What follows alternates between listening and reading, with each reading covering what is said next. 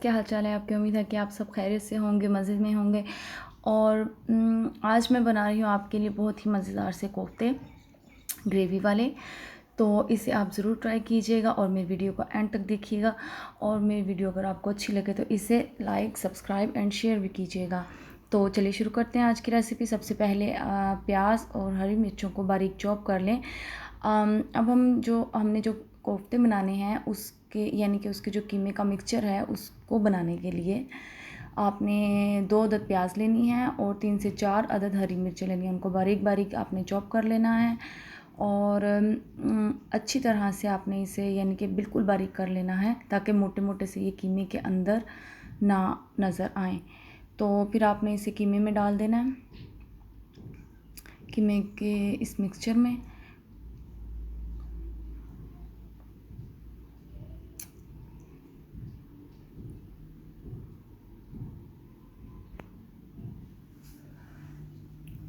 تو اب ہم اس میں ڈالیں گے اپنے مسالے۔ 1 چمچ جو ہے وہ میں اس میں ڈالوں گی لہسن ادرک کا پیسٹ، 1.5 بھی کر سکتے ہیں آپ، اور 2 چمچ کے قریب میں ڈالوں گی اس میں بیسن،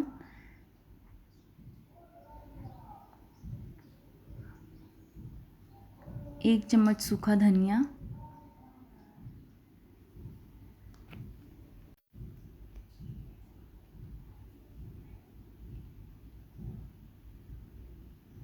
1 چمچ زیرہ پاؤڈر، اور گرم مسالہ آدھی چمچ،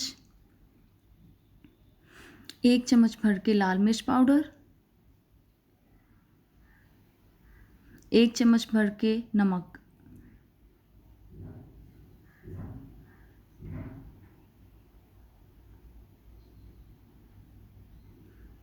تو اب ان سارے انگریڈینٹس کو ہم قیمے کے ساتھ مکس کر لیں گے اچھی طرح سے۔ اس کو ہم ہاتھ سے ہی کریں گے، چوپر میں نہ کریں تو زیادہ اچھی بات ہے، کیونکہ چوپر میں کرنے سے قیمہ ایک تو پہلے ہی باریک ہوتا ہے تو اس سے اور زیادہ یہ کٹ جاتا ہے۔ تو ہاتھ سے یہ بہت اچھا سا اس کو مکس کر لیں، اسے بنا لیں، یعنی کہ قیمہ آپس میں جڑ جائے، تاکہ پھر اگر ہاتھ سے آپ اچھی طریقے سے اسے مکس کریں گے تو پھر قیمہ جو کوفتے ہوں گے وہ بالکل بھی ٹوٹیں گے نہیں اور بالکل گول گول اور ثابت ہی رہیں گے۔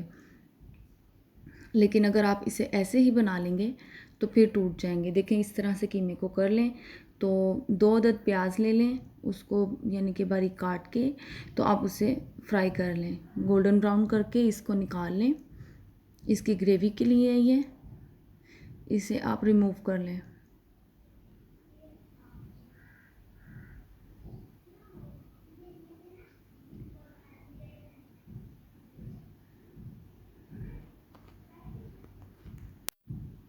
اب ہم اس کی گریوی بنا لیں گے۔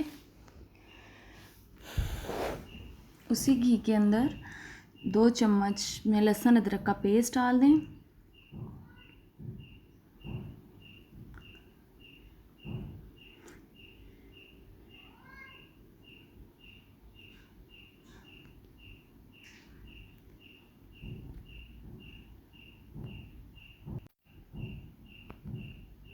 اسے اچھی طرح سے تھوڑا سا فرائی کر لیں، اور پھر اس کے اندر یہ ٹماٹر کا پیسٹ ہے۔ ٹماٹر میرے فریز ہوئے تھے، اسے میں نے باریک پیس لیا تھا۔ تو اگر آپ کے فریش ٹماٹر ہیں تو پھر اسے آپ بلینڈر میں اچھی طرح سے بلینڈ کر لیں اور اس کی پیوری بنا لیں، تو پھر جو ہے اس کی گریوی بہت اچھی بنتی ہے، ورنہ جو ٹماٹر وغیرہ ہیں وہ پھر اس طرح سے شوربے میں اچھے نہیں لگتے۔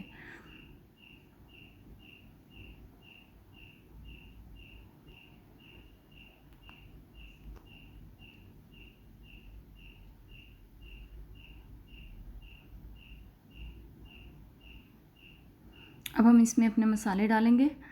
تو آدھی چمچ ہلدی پاؤڈر، اور 1 چمچ لال مرچ پاؤڈر،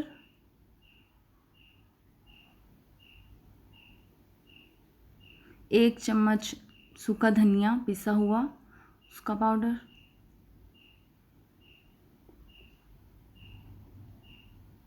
1 चम्मच नमक,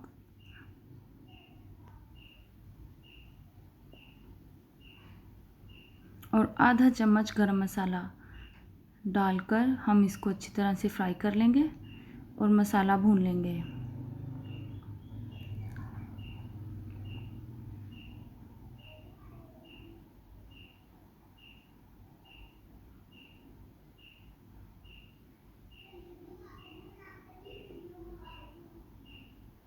फिर इतनी देर तक हम अपने कोफ्ते तैयार कर लेंगे।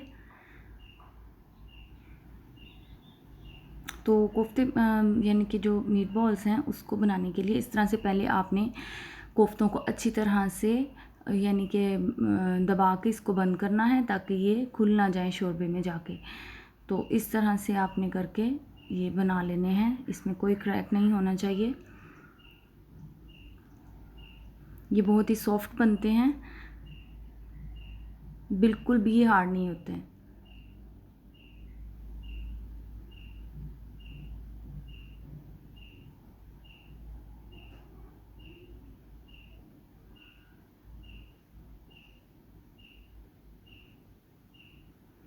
तो अब हम इसको अपने मसाले में डालकर भून लेंगे, और भूनते वक्त इसको हमने यानी कि आधा डालेंगे हम इसे अपने मसाले में, और फिर उन्हें अच्छी तरह से भूनेंगे फिर, ताकि ये कोफ्ते जो हैं वो टूट ना जाएं।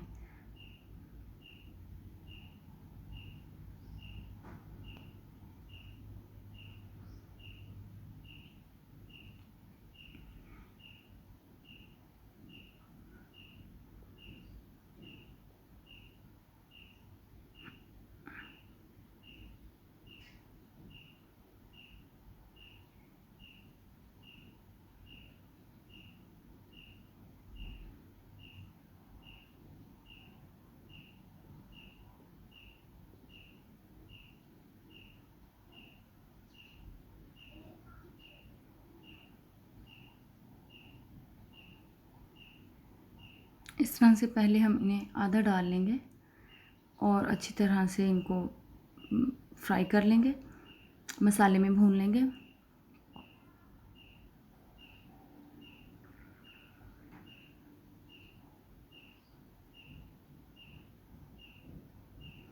और आंच जो है वो मैंने तेज़ ही रखी हुई है, ताकि जो कोफ्ते हैं उनका मॉइस्चर जो है वो इसके अंदर लॉक हो जाए। अगर हम स्लो हीट पर पकाएंगे तो जो कोफ्तों का जो पानी है वो सारा यानी कि निकल जाएगा और फिर कोफ्ते सख्त हो जाते हैं। तो शुरू में इसको थोड़ा सा यानी कि तेज़ आग पर पकाएं, इससे कोफ्ते कभी भी आपके सख्त नहीं बनेंगे, अंदर से बिल्कुल सॉफ्ट बनेंगे।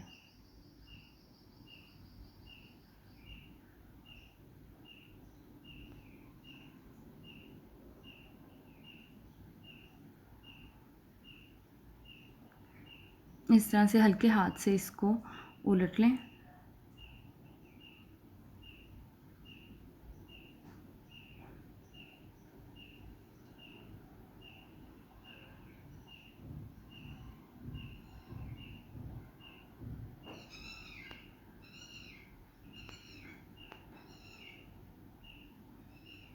और फिर बाकी भी जो तमाम सारे कोफ्ते हैं उनको भी डालकर इसी तरह से इसको मसाले में भून लें।